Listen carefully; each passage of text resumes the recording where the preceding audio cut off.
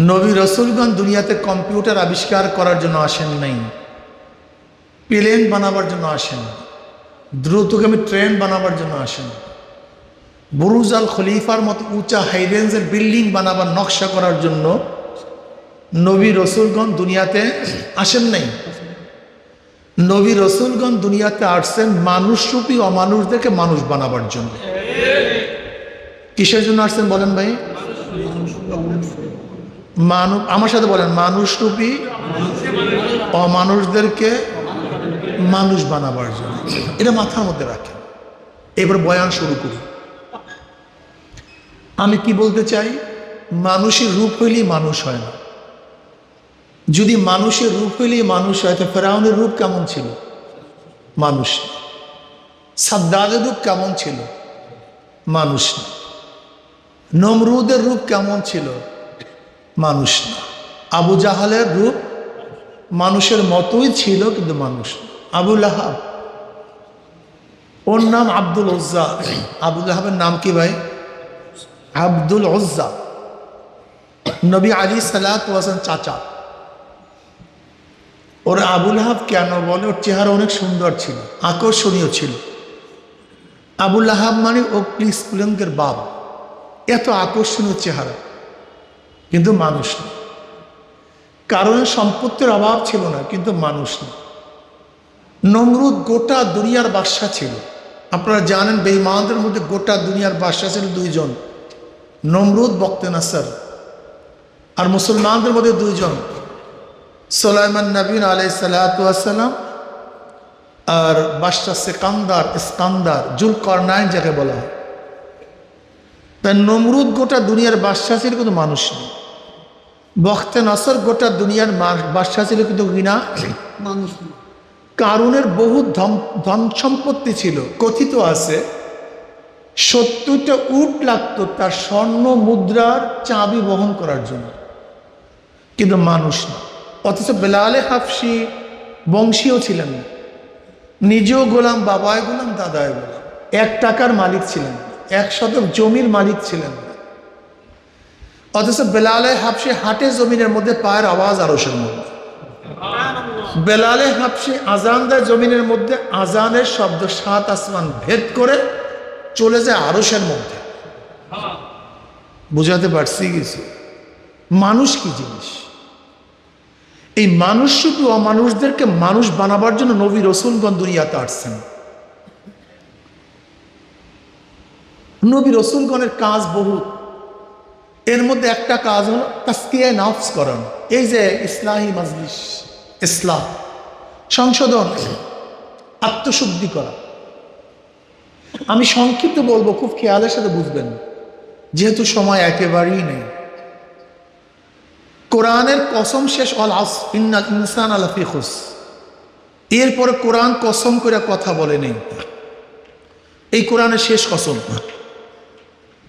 কোরআনের কসমের শুরু কোন জায়গার থেকে? ফালা ওয়া রাব্বিকা লা ইউমিনুনা হাত্তা ইউহাক্কিমুকা ফীমা শাজারা বাইনাহুম সুম্মা লা ইয়াজিদু ফি আনফুসিহিম হারাজাম মিম্মা কাযাইতা ওয়া ইউসাল্লিমু তাসলিমা। এখান থেকে কোরআনের কসম শুরু। মাঝখানে কোরআন বহুত কসম করে কথা বলছে। ওয়াল্লাইলি ইযা ইয়াগশা ওয়াদ-দুহা ওয়াল্লাইলি ইযা সাজা ওয়াত-তিনি ওয়াজ-যাইতুনি ওয়া তুরি সিনিনা। এরকম কসম করে কোরআন বহুত কথা বলছে। কসম কেন করা হয়? কথাকে শক্তিশালী করার জন্য, গুরুত্ব দেওয়ার জন্য, মজবুত করার জন্য, সত্যায়ন করার জন্য। উস্তাদ যে আল্লাহর কসম আমি কাজ করিনি, আব্বা আল্লাহর কসম আমি কাজ করিনি। কথাকে মজবুত করার জন্য কি করা হয় ভাই? কসম করা হয়। তাই কোরআন কসম করছে কিসের জন্য? কথাকে গুরুত্ব বুঝাবার জন্য। কোরআন সবচেয়ে বেশি কসম করছে কোন বয়ানের আগে, কোন নসিহতের আগে? কোরআন সবচেয়ে বেশি কসম করছে তাসকিয়ার বয়ানের আগে। কিসের বয়ানের আগে ভাই?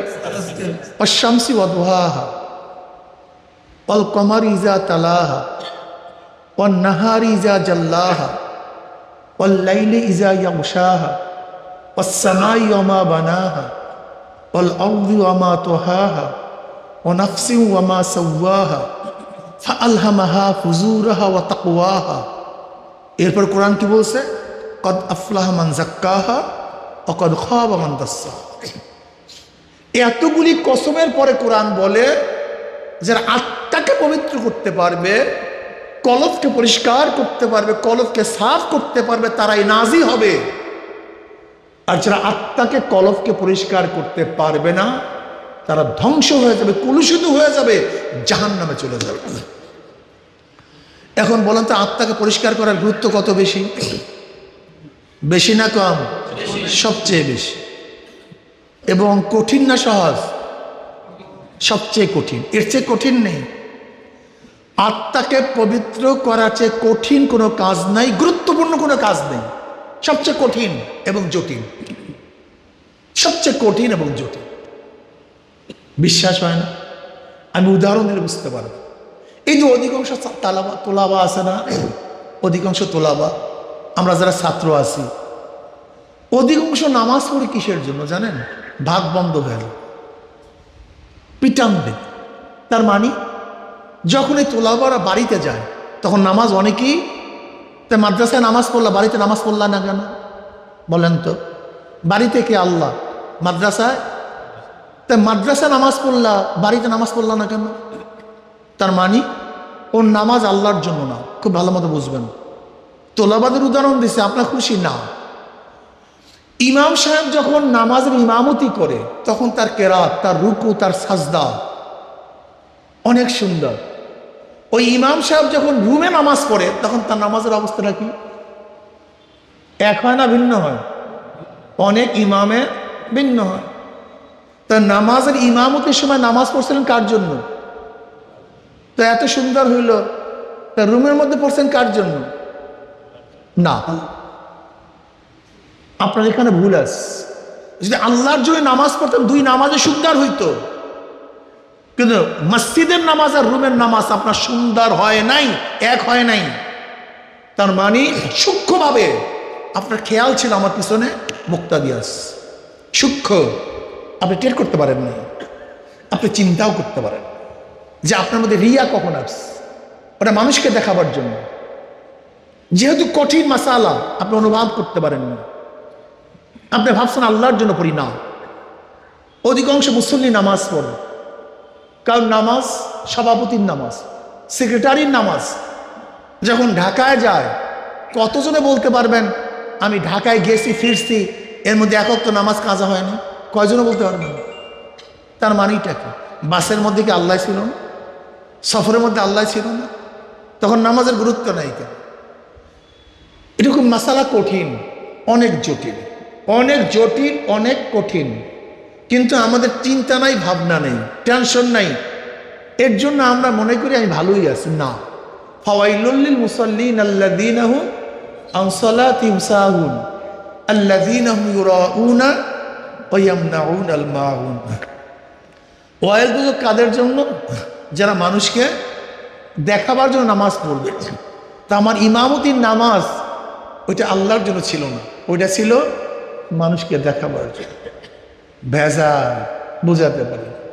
আমরা যে পড়াশোনা করি, এই যে পড়াশোনা করি, আলেম হই, কয়জন আল্লাহর জন্য আলেম হই? মাদ্রাসায় নিজামিয়ার মধ্যে বাদশাহ হারুন আর রশিদ ঘুরতেছিলেন, দেখতেছিলেন তোলাবাদের অবস্থা নাকি। এই তুমি পড়ো কেন? আমার বাবাই কাজী, আমাকে কাজী হতে হবে। তুমি পড়ো কেন? আমার বাবাই মন্ত্রী, আমাকে মন্ত্রী হতে হবে।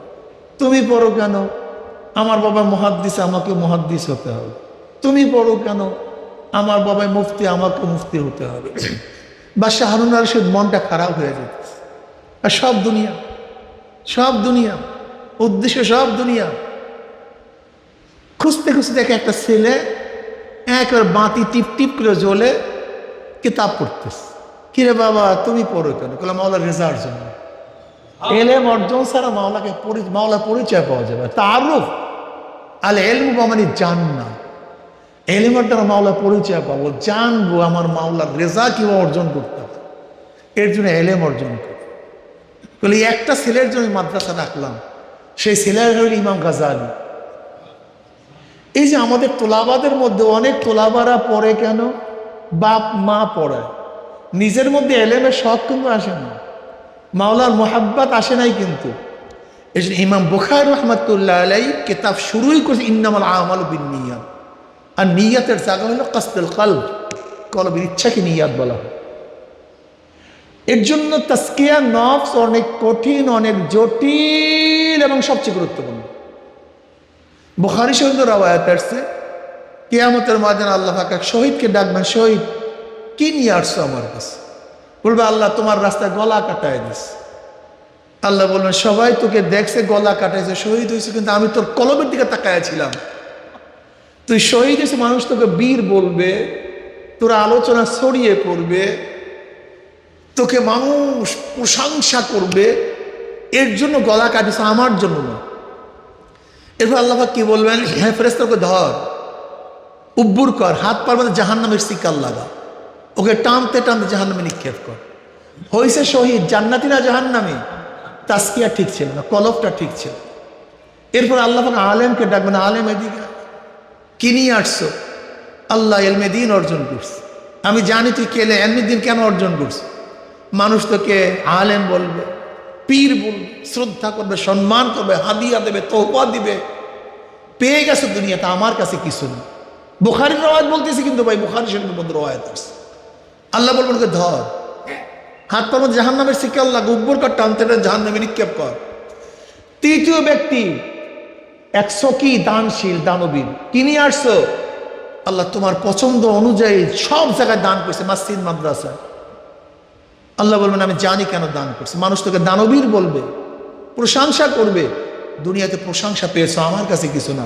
ওকে ধর, উব্বর কর, জাহান্নামের শিকার লাগা, টানতে টানতে জাহান্নামে নিক্ষেপ। কি বুঝাতে চাইলাম ভাই?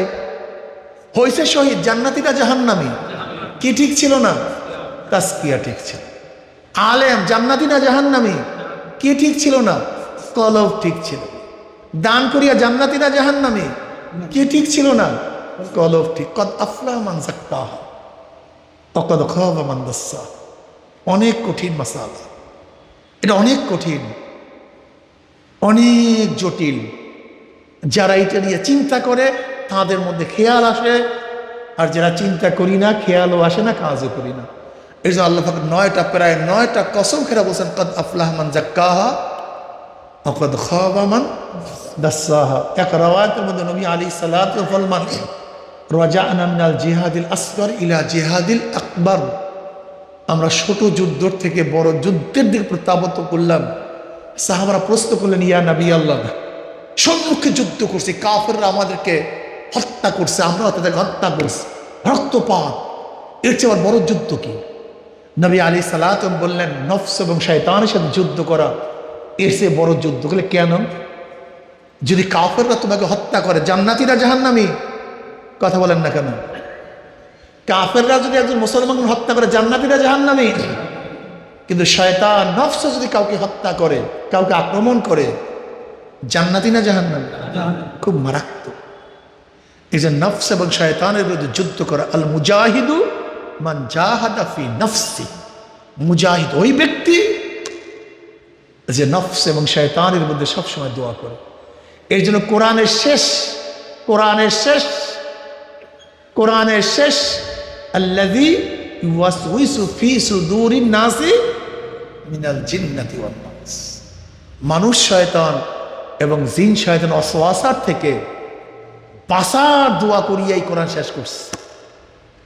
কুল আউযু বিরাব্বিন নাস, মালিকিন নাস, ইলাহিন নাস, মিন শাররিল ওয়াসওয়াসিল খান্নাস আল্লাযী ইউওয়াসউইসু ফি সুদুরিন নাসি মিনাল জিন্নাতি। কোরআন শেষ।